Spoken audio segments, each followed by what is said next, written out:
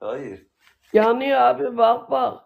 Hakan, Arkana bak. Hakan abi benim yeğenimde çok fazla odun var. Bazen odun geliyor. O odunları yakalayıp televizyona şey yapıyorum.